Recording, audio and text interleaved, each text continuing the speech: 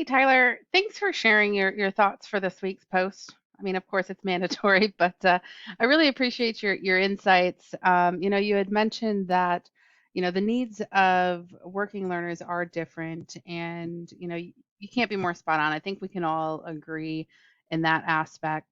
Um, one comment you made that undergrad classes, there's several classes in that undergrad program that don't seem to matter.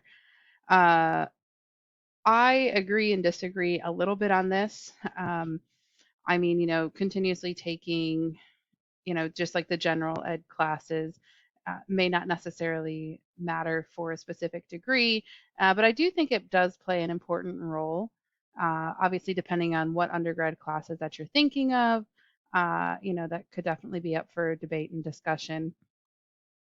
Um, and the other comment that I highlighted is that a changing curriculum needs to be here to prevent, skill gaps in the future.